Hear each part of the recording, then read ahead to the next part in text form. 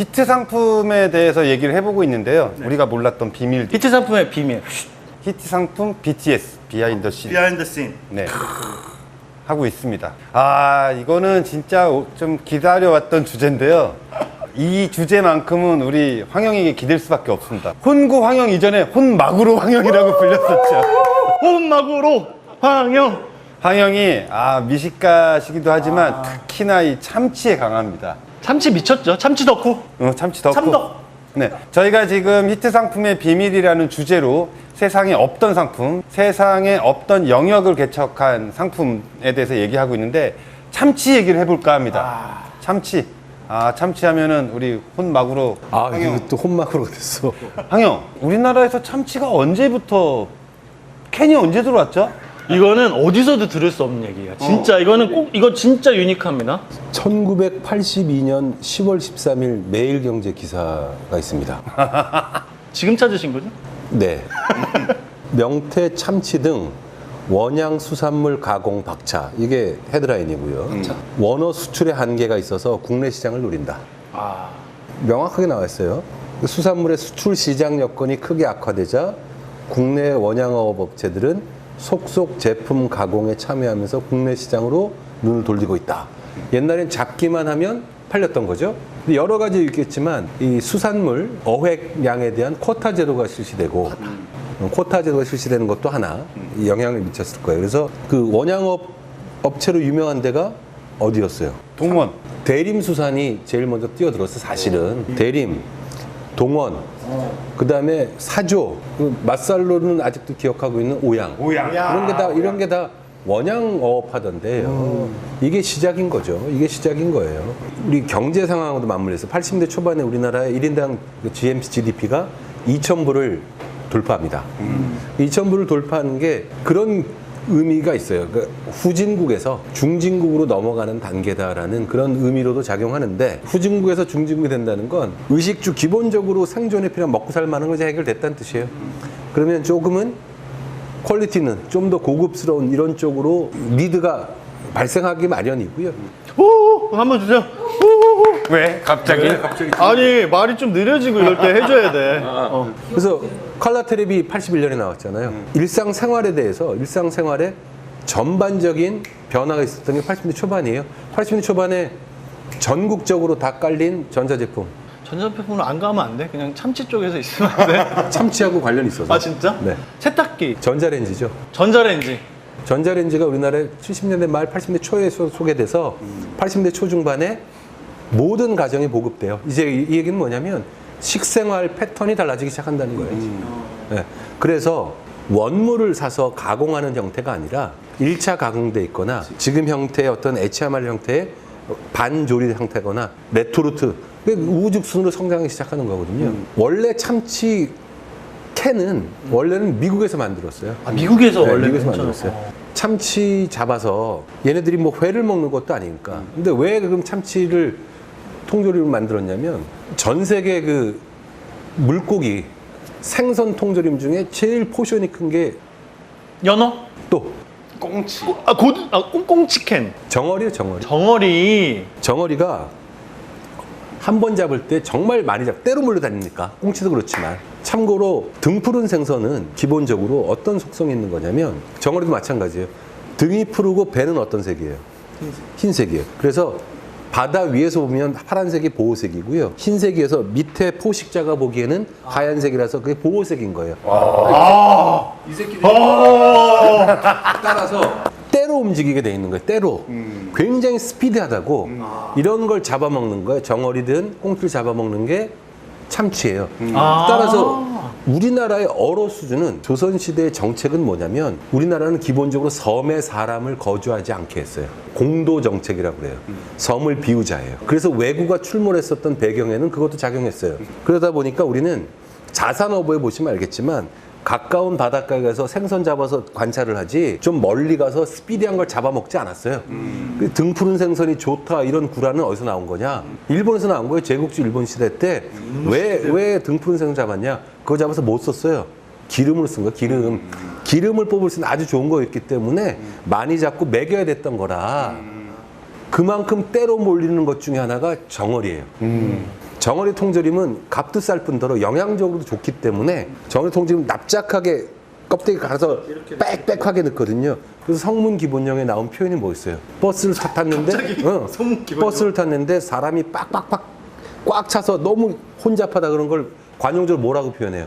Packed like sardines. 정어리가 패킹된 것처럼 사람이 많다 이 뜻이에요. 미쳤다. 미군 방위 출신이잖아. 주한미군. 아, 미군 방위. 미방. 그 정어리 통조림 딱 열면 몇십 마리가 꽉 지어져 있다고요. 그리고 그만큼 값싸지만 대중적으로 많이 쓰여요. 그럼 미국 어부들이 정어리를 잡아야 돼. 정어리 잡으려고 그러는데 이 정어리를 다 잡아 쳐먹은 참치 새끼들만 걸리네? 그런 이유가 있어. 그러니까 참치를 잡아. 그래야 정어리도 살아남을 테니까. 이 오라는 정어리는 안 오고 참치만 오니까 이 잡았는데 먹는 방법이 미국은 회도 안 먹고 하니까 그걸 어떻게 해요? 삶아서 그냥 캔으로 해서 먹게 한 거예요. 그래서 쓰임새가 튜나 들어가는 샐러드나 샌드위치 이런 거로 어느 정도 되는 거죠. 그래도 워낙 거긴 인구가 많으니까 그게 사실은 참치 캔이 시작된 그 오리지널 스토리예요. 박수 한번 주세요. 와! 역시 나 혼밥으로 진짜. 와, 정어리 뭐 하려고 참치 잡다. 와, 대박. 그래서 대박. 미쳤다. 일본도 참치캔을 만들어요. 근데 그때 일본 참치캔을 뭐라고 팔냐면 바다의 닭고기 씨 치킨이라고 해서 팔아요. 저 아닙니다. 잠깐만 여긴 것 같아. 아, 미안합니다. 녹화 중에 카톡을 켜놓은 황영입니다. 녹화가 지연되고 있습니다. 지금 제 시간 좀 넘었네요. 자, 일본 큐. 그리고 한 100년 전만 해도 사실 일본이 대단한 나라였던 건 인정할 수밖에 없어요. 1930년대부터 정밀기계 카메라 만들어서 수출했으니까 그때 일본에서 그 가장 수출 많이 하고 가장 앞섰던 카메라 브랜드가 캐논이죠. 캐논은 왜 캐논입니까? 몰라요. 와, 이런 거 너무 좋다. 비밀. 캐논의 비밀. 캐논 브랜드는 원래 1000개 손을 가지고 세상 모든 것을 볼 수 있는 천수 관음보살에서 나온 얘기예요. 관음보살의 일본식 발음이 콰논이에요. 콰논. 미쳤다, 진짜. 그래서 최초 초기의 캐논 브랜드 로고를 보시면 관음보살이 있어요. 근데 그 발음이 뭐다? 관음보살의 발음이 콰논. 근데 이게 수출을 하고 그러는데 양놈들한테는 너무 어렵기도 하고 무서워. 비주얼이 무서워. 콰논 발음을 제일 쉽게 표기하게 바꾼 게 캐논이에요. 그럼 캐논의 변주곡은 그건 아니라고 치고요. 죄송합니다. 가끔 캐논이 N이 하나 더 들어간 대포에서 나온 거다. 대포도 슛 쏘는 거고 카메라도 슛이니까 캐논이다라고 우기는 브랜드 전문가라는 새끼들이 몇 명 있어요. 너무 좋아해, 랑 개뿔도 모르면 닥치는 게 좋은 거예요. 그래서 콰논을 시작했던. 그러니까 그 얘기는 뭐냐면 100년 전 일본은 어찌됐건 아시아에선 유일하게 그 당시 서구 열강과 비슷하게 따라잡을 했던 정도로는 했던 거예요. 1900년대 초반에 미국에서 참치캔이 나왔고 20-30년 후에 일본에서 또 참치캔을 해요. 그리고 그거를 가지고 팔기 시작한 게 50년대예요. 그게 제품 이름이 씨치킨이에요. 바다의 닭고기고 실제로 미국에서도 씨치킨이라고 하면 참치를 의미하게 돼요. 바다의 닭고기. 그래서 지금도 팔린다고 하고 저는 먹어보진 못했어요. 우리나라에서도 썼던 표현인 것 같긴 해요. 바다의 닭고기라는 표현. 그런 상황에서 우리는 내수 시장을 공략하기 위해서도 있지만 원양 업체가 잡은 걸 어떻게 할 수가 없으니까 내수의 돌파구를 열어야 되겠죠. 그러니까 두 가지로 공략이 가능하겠죠. 이제 냉동 해동 기술이 확보된 상황이니까 잡은 걸 가지고 회로 먹게 하는 방식을 채택하겠죠. 그죠? 그래서 동원, 오양, 사조 다 횟집을 했죠. 참치 횟집 있잖아요. 맞네. 그리고 그거를 보다 많은 사람에 먹이기 위해서는 가공한 형태의 편리한 형태의 참치캔이 나오게 되고 때마침 우리나라의 수준도 높아져 가고 서구적인 식습관에 대해서 거부감이 없게 되고 이런 요인들이 맞물리면서 아마 제 기억이 맞으면 여러 원형업체가 막 트라이를 했지만 최초에는 아마 동원 참치캔이 처음이라고 저는 기억이 나고요. 동원 참치가 최초입니다. 네, 그래서 80년대 초반에 우리 식생활을 바꾼 두 가지인데 참치캔하고요. 소세지가 아닌 소시지의 등장이라고 봐요. 분홍 소세지. 우리가 먹던 소세지, 그러니까 생선이 많이 들어갔고 그랬어요. 사실은 분홍 소세지가 아니라 마침내 여러분 기억하시는 줄줄이 비엔나 소세지, 프랑크 소세지. 프랑크 소세지의 변주 형태가 비엔나에서 팔았던 비엔나 소세지인 거예요. 근데 그거 사실은 일본에서 50, 60년대에 그거 된 게 들어온 거예요. 참치캔이 그렇게 들어오면서 아까 햇반과 마찬가지로 우리가 전혀 먹지 않았던 아예 새로운 카테고리가 들어오면서 도입이 되면서 시장이 형성되게 된 거죠. 참치캔의 참치는 사실은 뭐 참치가 여러 종류가 있잖아요. 혼막으로도 있고 하지만 참치는 대부분 다랑어로 만들어요. 참치캔은 참치캔은 대부분 다랑어로 만들고 새치도 쓰이지만 뭐 새치, 가다랑어, 다다랑어 많잖아요. 메카도 있고. 근데 주로 다랑어로 쓰고요. 그래서 일본 애들은 회 먹는 참치는 마구로라 부르고요. 그냥 참치캔은 튜나에서 나온 튜나라고 불러요. 명확히 구분돼 있어요. 일단 여기까지는 히스토리를 어느 정도 뽑은 것 같은데. 어느 정도가 아니라 이건 어디서 들을 수도 없어요. 이건 유튜브가 아니라 박수 한번 주세요. 그러면은 어렸을 때 참치를 드셨어요? 참치 처음 먹어본 게 군대 있을 때. 미군 방위할 때. 네, 미군 방위할 때. 그러니까 참치 뭐 회를 얘기하는 아니 거예요? 참치 캔. 우린 지금 캔은 참치 그러니까 캔 고등학교 얘기하는. 먹었죠. 황영이 워낙 얘기 너무 멋있게 잘해주셔서 제가 약간 뭐 가만히 있으면 안 될 것 같아요. 바꿔 빨라고 말한 거고. 요거는 참치 전체 히스토리로 가고 네. 그다음에 이제 그래서 참치 캔 전에 그래서가 무서워. 참치 얘기를 짧게 한번 더 하세요. 마음대로 하세요. 참치 얘기를 해보자고. 채널 J에서 참치 잡는 어부 얘기만 극한의 직업. 네, 극한 직업처럼 나오는 게 있어요. 참치는 그물로 잡는 게 아니에요. 낚시처럼 해서 1회당 한 마리를 잡는 거예요. 2년 동안 공친 어부도 있어요. 그래서 그걸 잡으면 전기로 감전시켜서 작살로 해서 갖고 하는 거예요. 그래서 200kg 넘어가면 정말 비싼 거고요. 그러니까 참치는 귀할 수밖에 없어요. 그러니까 그거는 냉장에서 일본 전역에 갈 수 있지 않겠어요? 그런데 그 자체가 잡히는 수량이 워낙 귀하니까 정말 비싼 어종이었던 거예요. 회로 먹기에도. 그 아오모리현이라고 있어요. 그 사과, 합격 사과. 유명한 아오모리. 거기 예. 오음인가 하는 큰 항구가 있어요. 그게 일본 참치 어항의 최고예요. 거기서 잡힌 게 최고로 쳐요. 그럼 일본은 얘네는 의미나 상징을 붙이는 걸 좋아하는 놈들이니까 새해 첫날 잡은 참치를 경매해서 그 경매가가 어떤 마케팅 포인트예요. 비싼 거는 3천만 엔 이런 게 있어요. 억 넘어가는 것도 있더라고요. 그래서 일본에 가면 참치 그 프랜차이즈인데 얼굴 둥글둥글한 사장 얼굴 찍힌 게 있어. 그 새끼가 주로 사. 일본에도 참치가 대중화된 건 사실은 냉동 참치 때문이에요. 별로 쓸데없는데 참치가 어디서 많이 잡혀요? 남태평양. 원양어업 말고. 미국 쪽에서 참치 많이 잡혀. 근데 걔네들은 캔 말고 써먹을 데도 없어. 회도 안 먹어. 60, 70년대 일본이 대규모로 전자제품 미국에 수출해요. 배로 가죠? 그랬다, 이거 거기서 시원하다. 테레비, 트랜스라디오 다 내려놓고 거기에 냉동 그거로 해서 참치 실어 오는 거예요.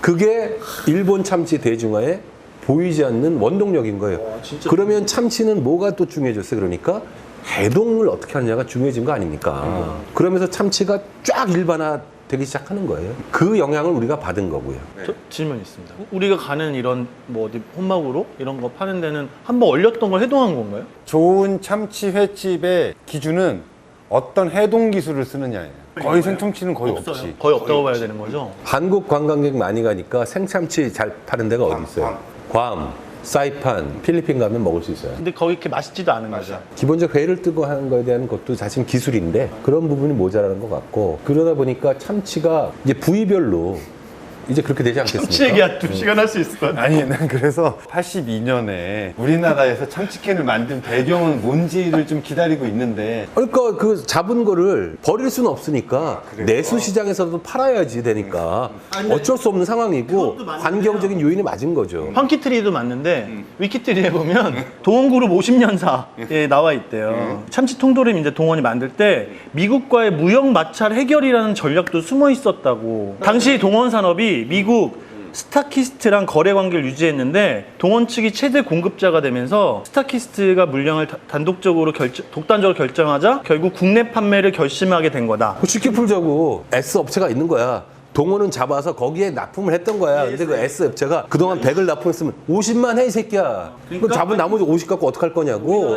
우리가 팔자 이렇게 됐다는 얘기지. 그걸 뭐 아름답게 무역 마찰인데. 그러니까 말씀드렸잖아. 쿼타에 걸리니까 잡은 거 해결할 수가 없고. 아유, 화를 내세요. 그렇다는 얘기지. 그런데 동원그룹에서 그 스타키스트를 인수했어요. 오, 그건 멋있다. 비밀이다, 비밀. 그래서 동원그룹 2016년 홍보 영상 보면 그 스타키스트 거기부터 가갖고 거기서부터 출발해요. 진짜? 그거 문 감독님이 문피어 만들었어요? 만들었어요. 아, 우리를 박대하던 데를 인수했어요. 완전 멋있다. 거기서부터 홍보 영상이 시작을 해요. 이게 마치 우리 흥 소장이 성공해서 자기가 사장을 하면서 나를 직원으로 좋은 사례는 아닌 것 같아요. 그런 거 같은 느낌이네. 간만에 우리 혼마구로 훈구 황영께서 훈구 본색을 좀 보여줬던 1편인 것 같습니다. 이제 본격적으로 동원 참치의 얘기를 다뤄보도록 하겠습니다. 고프라 김풀이라고 저희 삼행시 찐팬이 녹화 현장에 난입해가지고 어찌나 황영편만 들은지 나 진짜 좀 속상해. 섭섭하다. 섭섭해. 아주 시끄러워 죽겠습니다. 황영 말씀 좀 끊지 말라고 막 저쪽에서 승질을 막 내고 있는데 꿀 3kg 들고 오는 바람에 봐줍니다. 제가.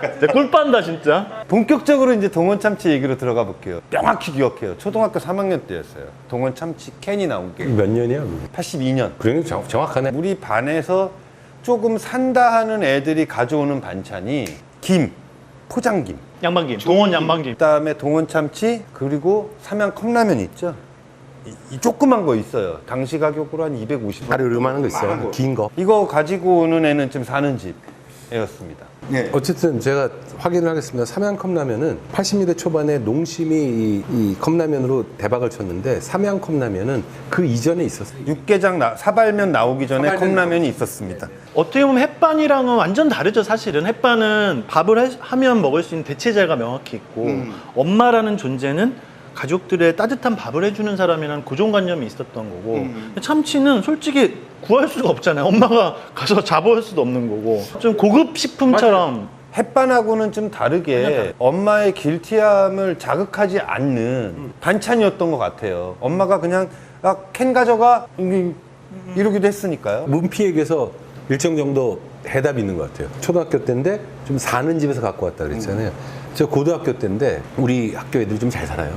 좀 있는 집 애들은 반찬이 딱 나오면 프랑크 소세지, 비엔나 소세지 쫙 있으면서 거기에 캔이 하나 딱 있어. 그리고 더 잘 사는 애는 슬라이스 치즈가 있어. 이런. 그때 슬라이스 치즈는 국산 제품이 없었어요. 다 남대문 도깨비 시장에서 사거나 2000년대 초반까지 좋은 차 앞에 보면 미군 부대 출입증 붙었던 거 기억나세요? 꼭 우리가 같이 기억나리란 보장이 있으니까. 우리랑 다른 세대시면서. 거기서 구입하는 거야. 고급 식품이었어, 고급. 그러니까 최고급은 아니지만 그냥 싸구려 통조림의 느낌이 전혀 없었어요. 82년에 신문 기사에 바다의 귀족 참치 82년에 국내 최초로 참치캔을 출시하고 광고는 83년에 했어요. 참치업계 세계 1위 동원산업 드디어 참치캔으로 세계 1위에 도전합니다 라고 선언을 하고 84년에 백일섭 씨를 모델로 TV 광고를 합니다. 글씨. 근데 그때 카피가 건강한 자연의 아이로 키우자. 잘했네. 이런 마케팅의 또 하나 배경 된 게 그게 또 코로나가 준 어찌 보면 좋은 코로나 1 얘기. 좋은 영향력인데 선진국에 대한 환상이 상당 부분 깨지는 계기가 됐어요. 그렇죠. 그리고 우리가 어떤 열패감이나 그런 데서 많이 벗어나는 계기가 된 것 같아요. 근데 80년대, 90년대, 2000년대 초반만 하더라도 우리나라에서 제일 잘 먹히는 레퍼런스, 마케팅 레퍼런스는 전체적으로 한 두 가지가 있어요. 하나는 이거 선진국에서는 이러면 우리 우르르 밴드웨건처럼 물려가요. 그렇죠. 두 번째, 조금 더 지역적으로 좁히면 강남에서는 이게 먹어주는 거예요. 풀무원의 성공 요인을 얘기할 때 이거 강남 압구정동 아줌마들이 먹는 콩나물이야. 그거 하나예요. 마찬가지로 실제로 고급 어종이라고 얘기하면서 이게 선진국형인 어떤 식품이다라고 강조했던 게 당시 우르르 몰려가게 했던 마케팅 효과를 크게 냈을 거예요. 근데 이제 고민이 있는 거예요. 연어캔은 왜 망했어요? 맛없으니까 망했겠죠. 뭐. 맛없다는 게 어떤 의미예요? 저는 그 퍽퍽함이 싫어요. 식감이 네. 이게 우리가 그때 참치캔을 도입한 사람들의 입장으로 한번 생각을 해보면 멋있다. 좀 멋있어. 멋있다. 이거 멋있다. 뭔 얘기가 나온다고? 아니 그 사람들을 우리가 생각을 한번 해봅시다. 자, 참치캔은 갖고 왔어. 자, 이제 팔아야 돼. 어떻게 팔아야지? 이거 식재료 자체로는 선진국형 식품이고 이거 잡는데도 이게 원양 선단이 가가지고 귀한 거야라고 얘기하려면 야 생선 하나 잡는데 저렇게 해야 돼? 동원 참치건 뭐건 참치 잡는데 무슨 막 레이더 동원하고 뭐 이런 게 나올 거야. 헬기 날아가고 이렇게 귀하게 한 거야라고 해서 밸류를 높이긴 했어요. 자 그런데 남은 게 있어요. 이거 음식이잖아. 그렇게 귀하고 좋은 거라고 알았는데 이게 일상화되고 일반화되려면 어떻게 돼요? 여러 상황에서 다 먹어야지. 그렇죠. 왔는데 꽁치 통조림은 뭐해 먹을지 알아. 참치캔은 어떻게 먹어야 되지? 맞아. 근데 통조림은 잘 생각해 보시면 통조림은 원래가 그 안에 있는 걸 그대로 먹어도 되게 보존을 오래 한 게 통조림이에요. 그 얘기는 뭐냐면 통조림에 돼 있는 거를 2차적으로 조리한 가공하지 않고 그대로 먹어도 맛이 좋으면 그 통조림은 오래 가는 거예요. 그러면 이렇게 되겠죠. 참치캔은 다양한 UCG로 시장을 넓혀는 거 이전에 참치캔 자체 그것만 먹어도 맛있다라는 느낌이 들어야 돼요. 근데 참치캔과 다른 꽁치나 고등어의 비주얼상 가장 큰 차이가 뭐예요? 기름 색깔. 그렇지. 또 원형이 없죠. 그렇지. 원형이 없다고. 그래서 저는 그게 아주 중요하게 작용했다고. 참치가 워낙 커서 그러는데 동원 참치의 처음 론칭 브랜드가 동원 참치 살코기 캔이에요. 이 얘기는 뭐냐면 어떤 의미를 함축하냐면 야 이거 쓸데없는 부위 없고 제일 좋은 살코기만 있는 거야 라는 걸 강하게 인식시킨 거예요. 그 다음에 바로 먹어도 맛있어야 되니까 미국이나 일본이나 지금 많이 바뀌었겠습니다. 걔네들은 참치 통조림 할 때 뭐 넣냐면 소금물 넣어요. 원래 미국 참치 통조림은 연한 소금물에 그냥 넣는 거예요.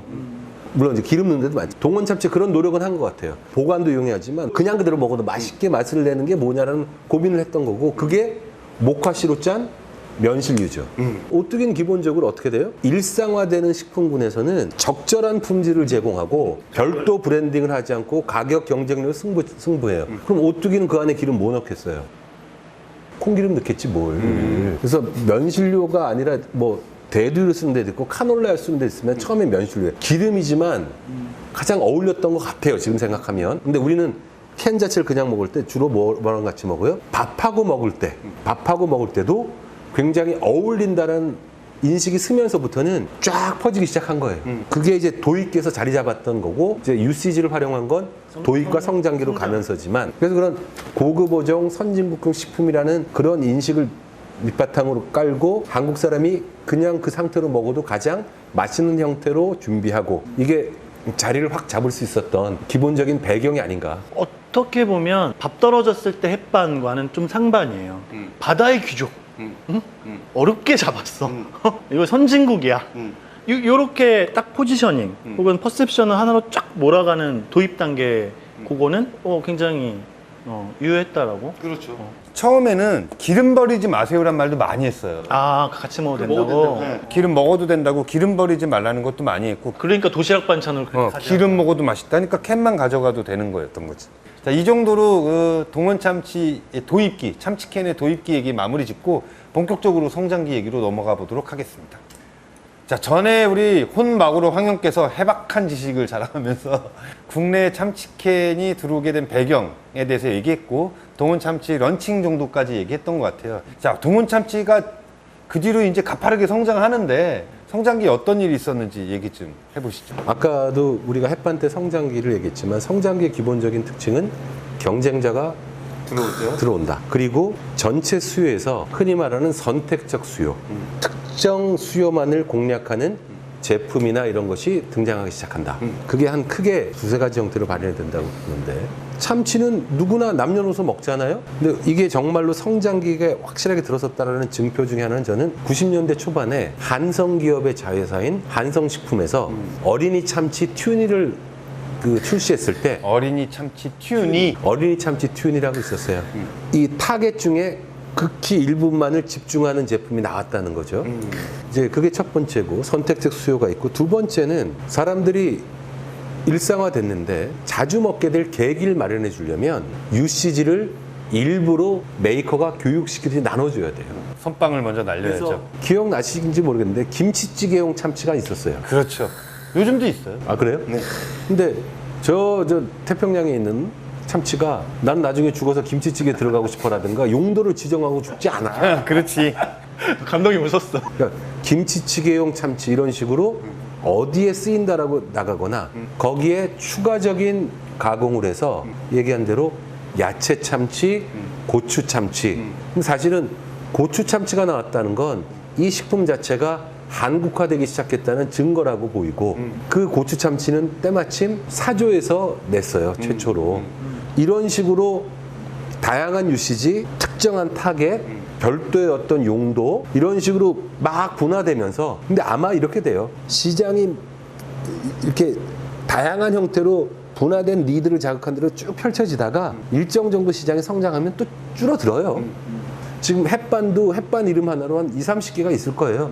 성숙 시장 가면 줄듯이 그런 경쟁들 그런 것이 참치의 대중화의 그 성장기 때 그 경쟁사의 등장과 다양한 용도 간의 그 어떤 커뮤니케이션 이런 거로 참치 캔 시장 자체가 확 컸을 거다. 지금 고프라 김프리께서 저에게 카톡 이미지를 하나 보내주세요. 제가 굉장히 중요한 제보기 때문에 좀 중요한 것만 읽어드리겠습니다.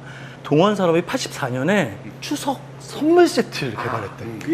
그 얘기는 하려고 그랬어요. 추석 선물 세트 얘기는 좀 이따 할 거고 저는 황영의 기억력이 참 엄청나다는 게 제가 이 동원 참치 광고들만 쭉 모아서 오늘 촬영을 준비하면서 봤어요.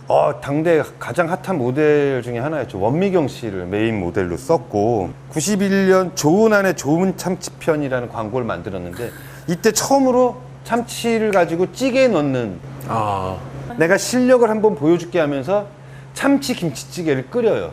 91년 광고예요, 이게. 그리고 나서 92년에 이제 가미 참치 캔을 만들기 시작해요. 가미 참치 캔이라면 김치 참치, 야채 참치. 흥 소장이 얘기했던 DHA가 92년에 등장을 합니다. 그러면서 아까 황영께서 말씀하셨던 UCG를 쪼개서 알려줘야 된다는 게 참치김밥 만들어 드세요. 참치 샌드위치 만들어 드세요. 상추 쌈에도 좋아요. 이런 광고들을 하기 시작합니다. 미국 사람들이나 서양 애들이 우리나라에서 굉장히 놀라는 것 중에 하나가 왜? 웃길 것 같아. 그 두 가지인데요. 중국 사람들이 와서 우리나라에 놀라는 건 우리나라 일기예보를 보고 경악할 때가 있다는 거예요. 내일은 전국적으로 비가 내리겠습니다. 중국 사람이 봤을 때 평생 전국에 동시에 비가 내리는 걸 본지 못했어요. 중국 사람들. 서양 사람들 놀라는 건 스팸을 귀한 분한테 선물하는 걸 보고 경악한다는 거예요. 근데 어서와 한국은 처음이지 이후로 외국 사람들이 이 스팸을 보는 시각이 달라졌어요. 그 84년에 선물 세트로 나왔다는 게 지금도 명절 선물 세트 중에 스테디셀러가 참치예요. 완전이죠. 참치, 스팸 두 개 쌍두마차죠. 1999년이 동원 그룹 동원 참치 30주년인 것 같아요. 이때 메인 카피가 되게 멋있어요. 대한민국 참치, 동원 참치. 이게 말씀하시는 게 선단 쫙 끌고 가고 레이더 돌고 헬기 날고 뭐 이러면서 바다에 이렇게 태극 문양이 싹 새겨지는 국뽕 광고였고 2000년에 동원 선물 세트 광고가 등장을 합니다. 이 광고 기똥차요. 잘 만들었어요? 이 코카콜라 광고 같아요. 슬라이스 오브 라이프를 보여주면서 이거 보여줄 거죠? 네. 넣어주세요. 명절 선물의 대명사 동원 선물 세트. CM송도 만들었는데 잘 만들었어요. 이거 한번 보시면 세련되구나. 코카콜라스러워요. 이 광고는. 하여간 먹는 거든 뭐든 세일즈를 늘리는 축은 세 가지밖에 없다. 첫 번째, 안 먹던 놈 먹게 하기. 두 번째, 먹던 놈 자주 먹게 하기. 세 번째, 한 번 먹을 때 많이 먹게 하기. 한 번 살 때 많이 사게 하기. 자, 그러면 참치캔 안 먹던 놈 먹게 하는 것, 자주 먹게 하는 것, 그리고 한 번에 많이 사게 하는 것, 이 한 번에 볼륨을 높이는 거는 선물 세트로 해결을 한 것 같고, 그렇죠. 자주 먹게 하기 부분이 사실은 얘기했던 대로 UCG를 계속 늘린 거예요. 근데 약간의 고민은 제가 고민할 건 아닌데 참치 캔 시장 자체가 이제 성장세에서 쇠퇴기를 접어들었어요. 그런 것 같아요. 이유는 펩시콜라하고 코카콜라가 브랜드 사례로 그렇게 뭐 유명하고 코카콜라가 잘하고 펩시는 떨어지는 걸 나오지만 펩시콜라가 망하지 않고 잘 되는 이유는 개인 소비자 차원이 아닌 다른 곳에서 많이 쓰이기 때문에. 그렇죠, 그렇죠. 우리가 개인이 골라 먹을 땐 코카콜라 부르지만 어디 햄버거 집 가서 콜라 나왔을 때 이게 어디 거냐고 묻지 않아요. 제가 80년대 초반에 나왔던 소세지와 소시지와 참치캔이라는 그동안 없었던 선진국형 식품이 나왔는데 지금 소시지나 햄은 옛날처럼 우리 급식이니까 이제 도시락에 안 쓰여요. 이제 각광받지도 않죠. 각광받지도 않아요. 그럼에도 불구하고 그 부분은 어떻게 해결되고 있냐면 그게 재료로 들어가는 음식이 일반화돼서예요. 피자부터 시작해서. 근데 참치는 어떤 문제가 있냐면 개인 단위에서 소비가 아닌 가공된 형태 소비 부분에 대해서 지금 제가 보기엔 일정 정도 한계 봉착한 거 아닌가. 참치김밥 있고 참치김치찌개 있고 한데 참치 샌드위치도 있고 한데 조금 더 개인 차원에서 개인 단위 소비자가 아닌 가공된 형태 음식에 참치가 들어가 있는 거에 대한 이런 부분이 개발이 돼야 될 필요가 있다고 저는 보고요. 그래서 전 참치 회사가 장기적인 마케팅을 하려고 하면 크게는 두 가지인 것 같아요. 두 가지. 고프라 김풀이 적기 시작했어. 오, 황영 찐팬. 참치 맛에 익숙해질 수 있도록 어떻게든 어린이 시장을 빨리 공략해야 돼요. 그 부분에 대한 준비가 있어야 된다. 그러니까 어떤 형태로든 있어야 된다. 그게 하나 있고요. 두 번째는 펩시콜라가 개인 단위에서는 안 되지만 패스트푸드 프랜차이즈에서 성공하고 배달에서 성공했듯 참치를 가지고 하는 레시피 개발이나 그런 음식점에 대한 투자나 이게 반드시 있어야 돼요. 그동안 참치는 어떻게 소비됐냐면 참치 가져온 거 회로 먹거나 캔이잖아요. 무슨 얘기냐면 참치캔 시장이 준다는 건 참치회 시장이 주지는 않을 거예요. 참치캔 시장이 준다는 건 개인 단위 소비는 이제 한계에 봉착했다는 뜻이에요. 근데 우리는 기본적으로 젊은 인구는 줄고 노인대가 많아지잖아요. 그러려면 애들을 잡아놓은 거 하나랑 참치가 들어간 음식에 대한 레시피 개발에 사실은 투자하고 혹은 가능하다면 참치캔을 활용한 음식점이든 술집을 백화주막처럼 하는 것도 마케팅적인 투자일 거라는 생각이 있어요. 황영에 대해서 또 감탄을 할 수밖에 없는 게 2000년대 들면서 이제 성숙기에 접어들었다고 판단했던 것 같아요. 그러다 보니까 이때 메인 카피는 참치는 평생식품이에요. 동원 참치의 메인 카피가 참치는 평생식품인데 이때 광고가 뭐냐면 사진 찍으면서 참치 그래서 애기부터 할머니 할아버지 다 참치 하면서 사진 찍는 광고가 나오고 이 2001년 이후부터는 다양한 활용법들을 소개합니다. 모델을 박주미 씨를 고정 모델로 써서 그러면서 참치 갖고 막 할 수 있는 레시피로 광고를 만들기 시작해요. 근데 지금 이제 개인 소비자 차원이었겠죠. 그렇죠. 근데 저는 이제 오히려 개인 소비자가 아닌 식당. 네? 사실은 아까 황영이 얘기한 걸 제가 극단적으로 극단적으로 얘기를 하면 밥집에서 자기가 이렇게 땡기면 참치가 나와야 돼. 무슨 얘기냐면 콜라 따라주듯이 참치 마요. 제가 제일 좋아하거든요. 아까 말씀하신 것 중에 그게 너무 좋은 것 같아요. 참치만 써서 하는 배달 음식점. 근데 동원이 아예 하는 거야. 여기는 참치 샐러드도 맛있고 참치 샌드위치도 맛있고 근데 뭔가 있어야지. 칼이 있긴 있어야겠죠. 햇반은 결코 망하지 않을 것 같아요. 기본적으로 일상의 그 수요 빈대가 워낙 크다는 것도 있지만 최소한 확보해야 될 1차 수요만큼은 명확히 확보하고 있는 것 같아요.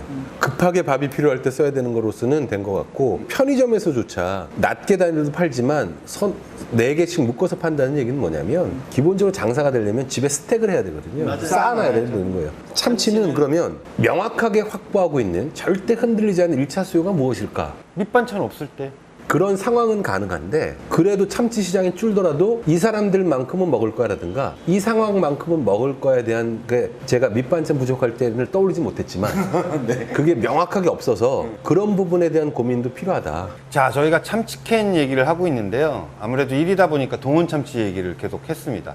참치캔 시장이 쇠퇴기는 아닌 것 같고 성숙기에 접어든 지는 꽤 된 것 같은데 동원 참치에서 작년에 아주 핫한 광고를 하나 만들어서 브랜드 재활성화에 좀 성공하고 있는 것 같아요. 저는 성공했다고 봐요. 황영 혹시 그 영상 보셨나요? 제가 그래서 그거를 방금 전에 쉬는 시간에 처음 보지 않았습니까? 1등은 숙명이 있습니다. 1등은 그 카테고리 자체의 흥망성쇠를 책임지는 그러네. 맏형이니까. 책임져야 되는 그런 숙명이 있어요. 우리가 즉석밥이라고 하지 않고 햇반이라고 부르듯 참치캔 얘기할 때는 그냥 동원 참치가 입에 붙어서 나와요. 그렇죠. 그러니까 일반 명사화 될 정도로 확고한 1등이란 건 참치캔이라는 이 카테고리 전체를 책임져야 되는 의무가 있는 거예요. 왕관을 쓴 자 그 네, 무게를. 그 무게를 견뎌야 되는 거예요.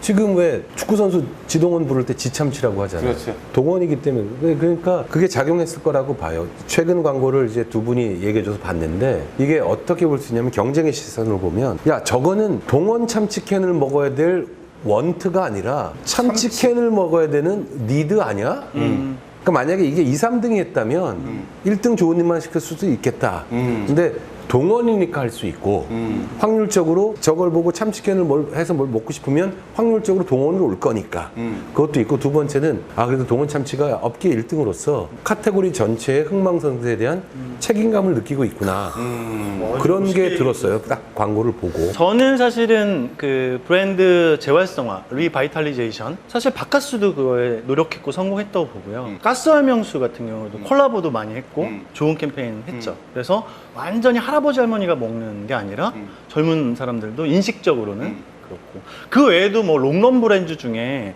재활성화시키는 경우 굉장히 많습니다.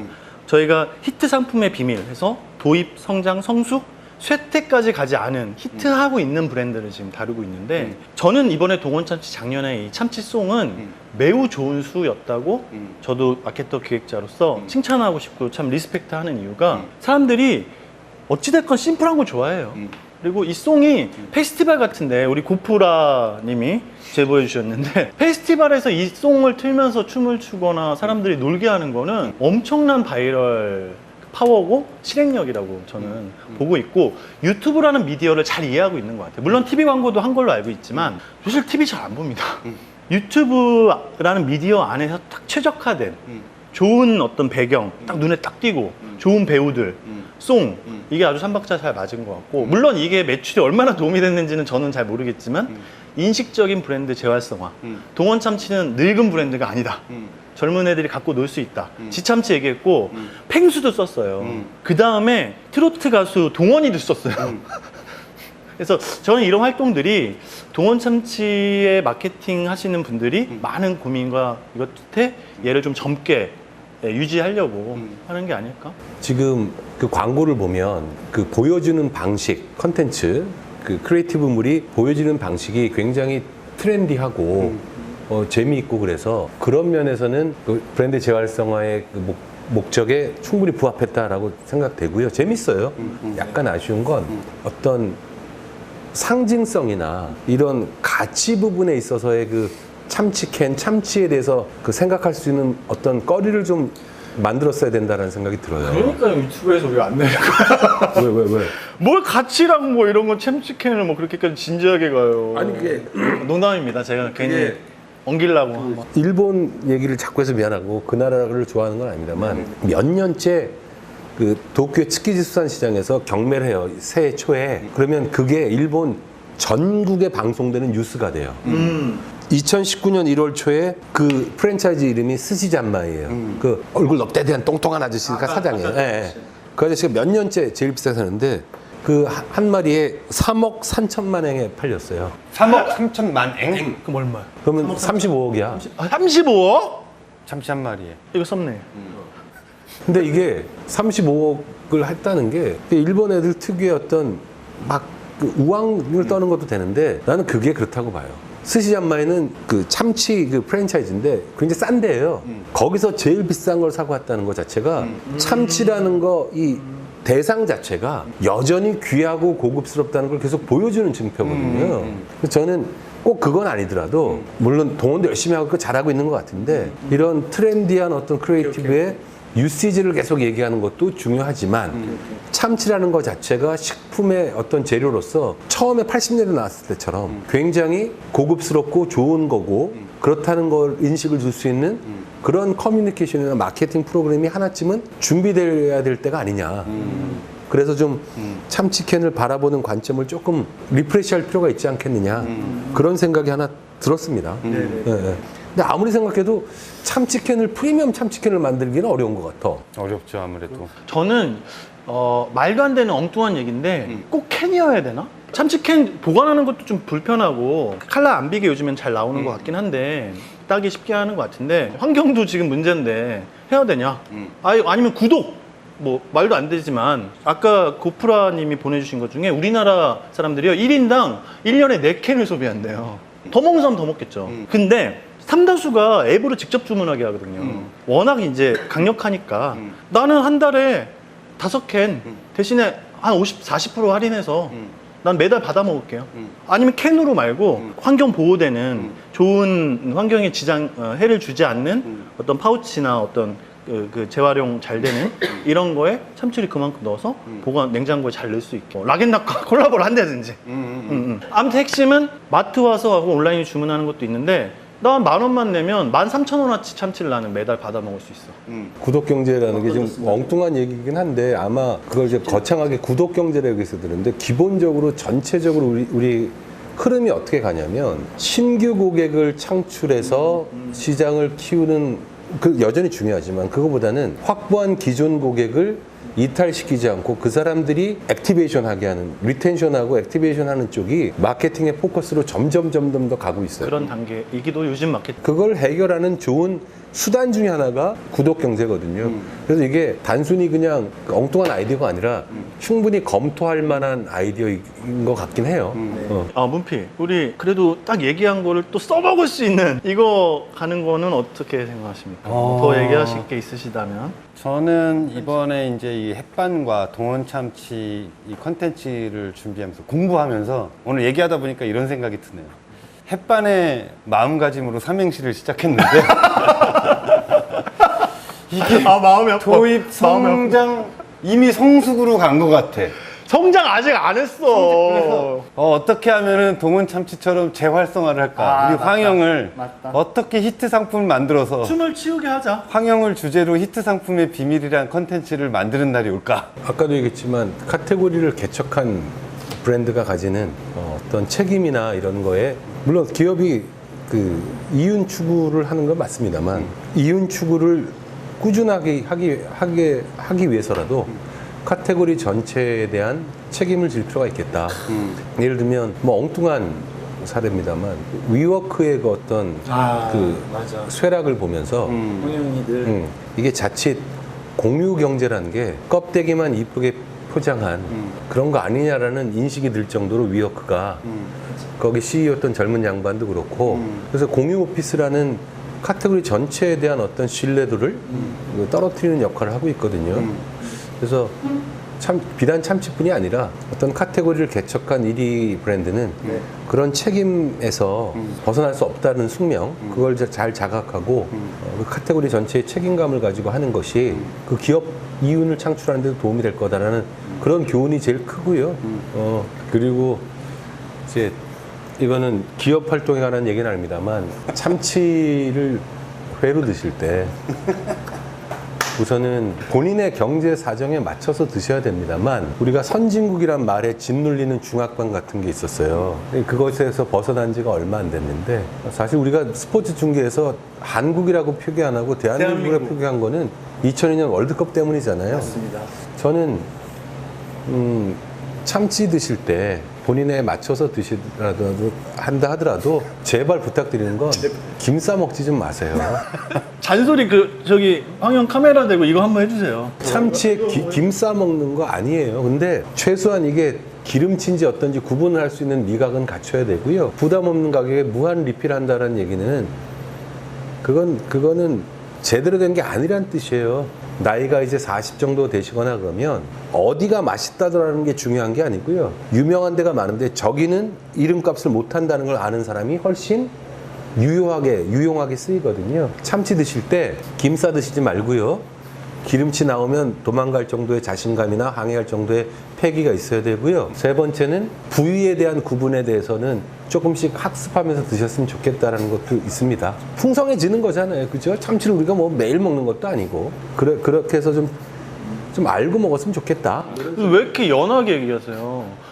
똑똑히 뭐 이거 해야지. 지치셨네. 한 4시간, 5시간 정도 찍으니까. 지금 그렇죠. 한 5시간 찍었더니 또 황영이 힘이 빠지기 시작하면서 조에서 우레 영역으로 좀 접어드는 것 같아갖고 마무리 좀.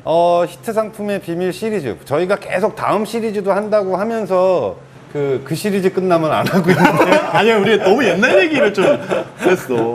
저희가 이번 주제 정하기 전에 뭐 생수도 생각했었고요. 뭐 김치도 생각했었고요. 저는 예를 들어 백종원, 뭐 어떤 연예인, 가수, 배우, 감독 이런 것도 저는 한번 시도 아, 예. 저는 해보고 그래서 싶습니다. 그분의 도입 성장. 네, 그래서 저는 제작자로서 우리 황영의 도입, 성장, 성숙을 다루는 컨텐츠를 빨리 만들고 싶습니다. 힘 좀 내주죠, 황영. 오늘 정말 멋있었어요. 자, 네, 긴 시간 함께 해주셔서 고맙습니다. 인사하겠습니다. 아이고.